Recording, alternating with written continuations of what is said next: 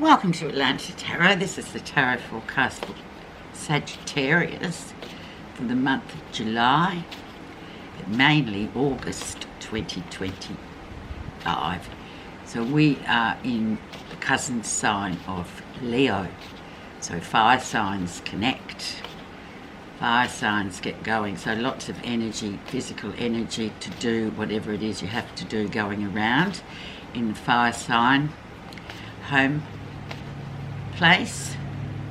And you are in your ninth house of foreign travel, philosophy, further education, learning things.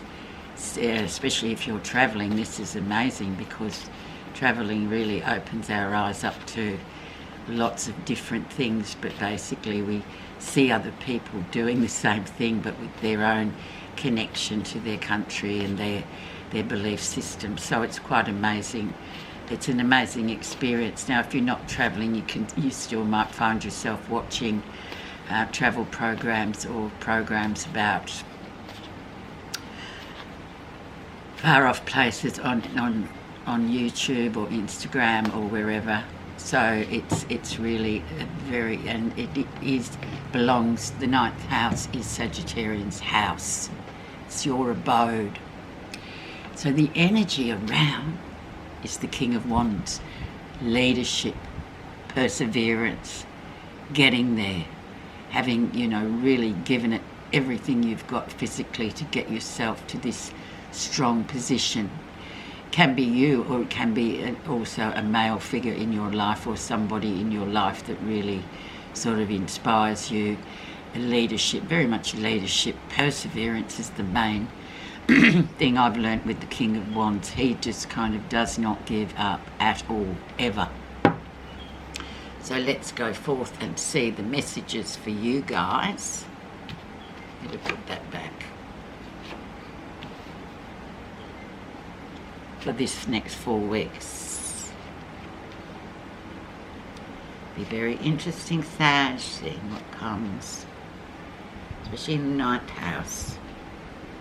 Feel comfortable in our own house of Sagittarius, including myself, of course, a Sagittarian person that I am. Okay, where you are right now, Saggy. Queen of Cups. Intuition, strong intuition, leading with feeling. Really how we feel about things, what's going on, trusting your intuition, going with that flow, that water energy of the Queen of Cups. She's highly intuitive. She's very much a person that she's more of a listener. She's a receiver. She listens to people. She doesn't really talk that much because she's listening in. And we can all talk a lot like Sagittarians do. They're chatterboxes, but then sometimes that side has to come out of this Queen of Cups where we have to really tune into our intuition and our more sort of spiritual side. So wonderful card. This could be you yourself, Sagittarian, to bring these qualities through, or it could be somebody around you that will bring those qualities through for you. What's influenced that to come in and the rest of the reading is the wonderful Nine of Wands. So an achievement is nearly there. So you are nearly over the line with whatever it is you've been putting all your energy into in the last couple of months.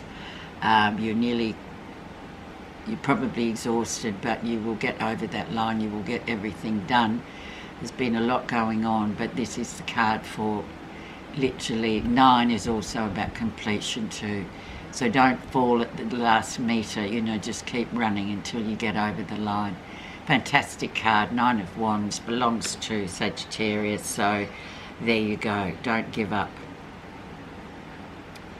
Finish that project. Let's have a look at what was going on in June, July, and still relevant today. 7 of Pentacles, looking back on what you have achieved practically in the last couple of months. Very good card actually, because we don't often do that. We often say, oh yeah, but I've still got all these things on my list that I haven't done. It's like, yeah, but you need to give yourself a bit of space and go, but look at what you have done.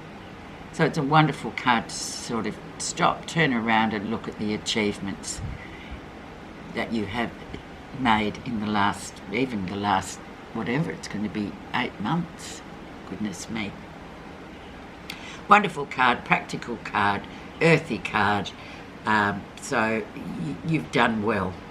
You have done well. Recent influences. Oh, and then we've got the moon, so we've got a bit of unknown energy. We can't really see the forest for the trees. It's a bit dark. Things are always look a bit different in the night time. Dreams, this could be dreams, intuition. It's the unknown, so, and the subconscious, so it's all about just waiting. I mean, we've got a full moon. I think it's 7th today, so we've got one on the 10th of July, so this will be perhaps when you start to see those clouds move away from the moon so we can see clearly.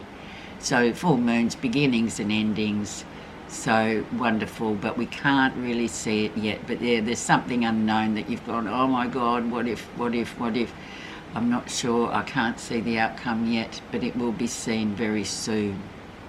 So don't try and outrun it, just go with the flow. Once again, it's a very intuitive card, so you've got to sort of be quite patient and still with it.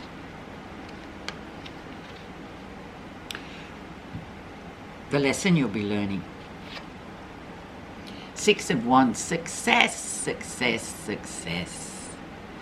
So really doing well, having worked really hard to get to where you are. 6 is always the harmony number, the balance number. It's the good number where we sort of think, oh God, I've made it. Oh my God, yes, I have had success. Ongoing success too is noted with this card. So that is wonderful, especially when you've got the moon in there, because that can sometimes think, oh my God, the unknown, what's going to happen? What's going to come out of the shadows? But we have this here to say success. Near future.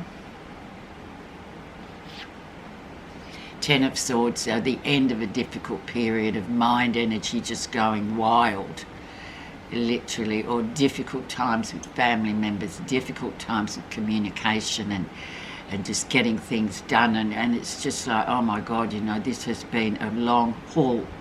And now we come to 10, which is the fruition. It's the end of the cycle.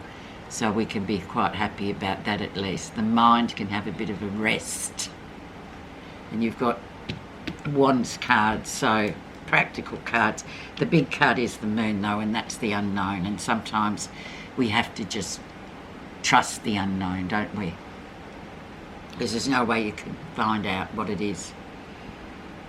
Myself included.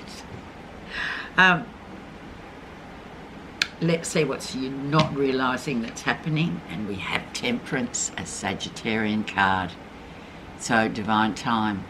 Everything is exactly how it should be. It's that synchronicity. It's that period where we sort of wait. You know, when do we sort of strike? Strike when the iron's hot, as the old people say. But it's about really, everything has its timing. So it's about really, and with the moon sitting there and another big card right next to it here, you can see that being patient and waiting is really important, but it's all about the timing. Everything is. We can have, you know, wrong timing, right person, wrong timing. We all know the story of wrong timing. This is right timing. So don't worry, everything is exactly how it should be, and it's your card, so it's celebration. Even though you're probably still thinking, oh, what about that moon? Okay, let's see how other people see us. Okay, we have 2 of Wands, so launching oneself, decision making, moving forward, the unknown or the known. So that could be the moon as the unknown and the known as the sun. So it's up to you which direction you go in. But the most important about this card is ready to launch. You've got to make that decision. You've got the energy to move forward. It's yet another Wands card. So we've got 1, 2, 3, 4 now. So Wands is wands, and wands belongs to Sag, so there you are. Positivity reigns and rules. Okay, let's see what you're feeling positive about, Sag. The slow-moving energy. Indeed, it has been slow-moving energy. But slow-moving energy is careful energy. It is energy where we really have to look before we leap. We really have to make sure everything's done properly and everything's organised. Giving yourself enough time to get things done. Slow-moving. So for Sag, you're feeling, yeah, this has taken forever to come to fruition, but like all good things, the more organised and the more loyal you are and the more sort of committed you are, it's better if you take longer rather than like impulsive, which Sagittarians can be extremely impulsive. So that is what you're feeling positive about. It's a really nice card. For some of you it might be a relationship you're in with this person, this young guy here who you just think, oh, but he never says anything and he's really slow. He only rings me up once a week, something like that. But he is loyal and he is committed, but he is very deliberate about what he's going to do. He's not an impulsive person like yourself. But you can trust him to a degree. Trust yourself more. Okay, let's see the outcome. The King of Swords, mental energy, mental acuity at its best. Really having your mental energy hat on with this King of Swords. Fine-tooth comb sort of stuff really cut. He's like lawyer and he's a person who's very intellectually blessed.